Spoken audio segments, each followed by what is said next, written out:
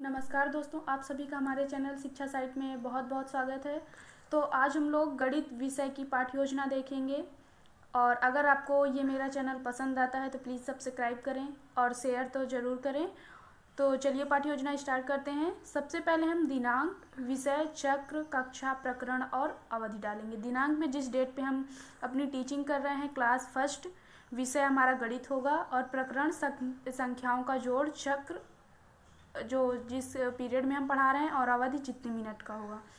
उसके बाद सामान्य उद्देश्य। सामान्य उद्देश्य में मैंने यहाँ पे 3 उद्देश्य लिखे हैं। सामान्य उद्देश्य हमारे विषय से संबंधित होता है। तो जो पहला हमारा सामान्य उद्देश्य होगा, छात्रों में गणित विषय के प्रति रुचि जागृत करना। दूसरा है छात्रों में तर्क शक्ति का विकास करना और तीसरा है छात्रों में गणित का व्यवहारिक ज्ञान देना। फिर इसके बाद दूसरी जो हेडिंग होगी विशिष्ट उद्देश्य। विशिष्ट उद्देश्य में मैंने यहाँ पे 2 उद्देश्य लिखे हैं। छात्र जोड़ की उपयोगिता व महत्ता को समझ सकेंगे और दूसरा जो उद्देश्य है, छात्र जोड़ के नियमों को जान सकेंगे। फिर इसके बाद सहायक सामग्री।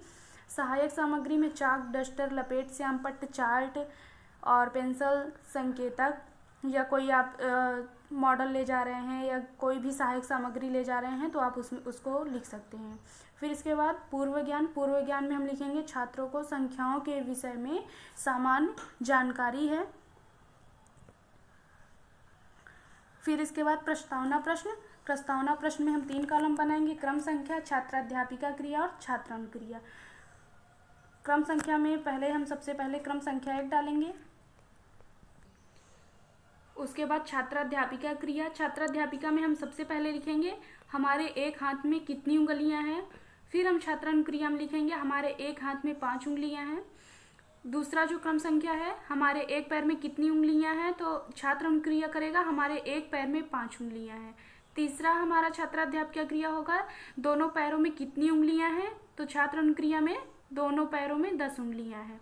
चौथे क्रम संख्या में हम लिखेंगे जो यह संख्याएं ज़्यादा हो रही हैं या किसके कारण हो रही हैं, तो ये समस्यात्मक प्रश्न में हम लिख देंगे या इसे डैश करके छोड़ देंगे। फिर इसके बाद उद्देश्य कथन। उद्देश्य कथन में हम लिखेंगे आज हम संख्याओं के जोड़ के विषय में गहन अध्ययन करेंगे। फिर इसके बाद जो अगली हेडिंग है प्रस्तुतिकरण। प्रस्तुतिकरण में हम 4 कॉलम बनाएंगे, क्रम संख्या, शिक्षण बिंदु, छात्राध्यापिका क्रिया और छात्रानुक्रिया। तो पहली क्रम संख्या में हम लिखेंगे शिक्षण बिंदु में संख्या। फिर इसके बाद छात्राध्यापिका में क्रिया में जब किसी संख्या या अंक में एक या एक से अधिक संख्याओं को मिलाया जाता है तो उसे, और इस टाइम हम छात्रानुक्रिया में लिखेंगे छात्र ध्यानपूर्वक देख व सुन रहे हैं।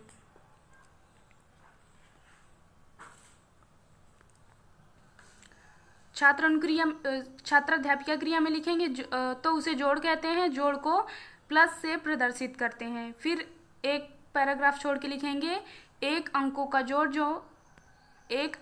का जोड़ मेरे पास 4 पेंसिल है, उसमें 3 पेंसिल और आ गई तो अब मेरे पास 7 पेंसिल हो गई हैं।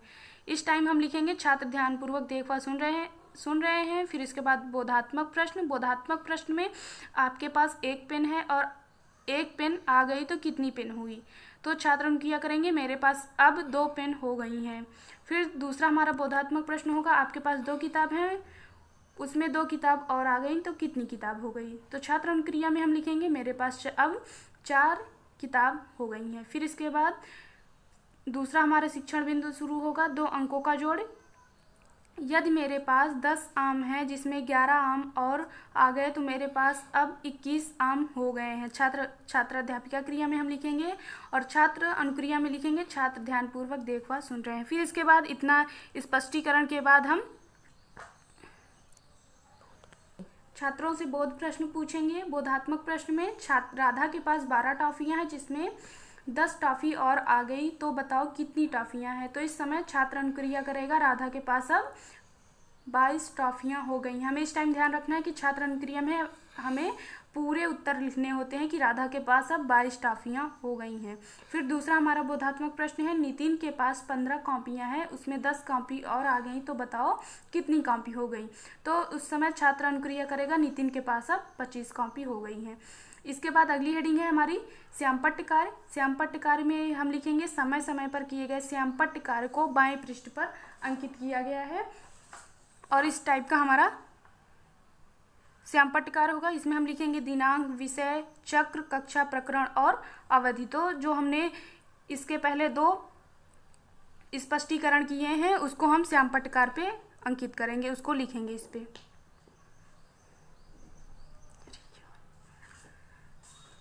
फिर इसके बाद निरीक्षण कार्य। निरीक्षण कार्य में छात्र छात्राओं के लेखन कार्य का निरीक्षण किया जाएगा एवं उनकी त्रुटियों में सुधार किया जाएगा। फिर इसके बाद मूल्यांकन प्रश्न। मूल्यांकन प्रश्न में हम लिखेंगे 1 अंकों का जोड़, इसमें 4+3 करेंगे। और फिर इसके बाद दूसरा मूल्यांकन प्रश्न छात्रों से करेंगे 2+5।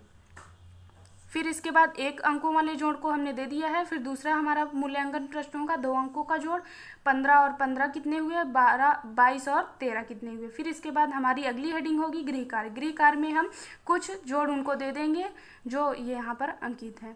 तो दोस्तों ये रहा हमारा गणित की पाठ्य योजना। अगर आपको हमारी ये पाठ्य योजना पसंद आती है तो प्लीज़ सब्सक्राइब करें, अपने फ्रेंड्स के साथ शेयर करें और ज़रूर लाइक करें। Thank you.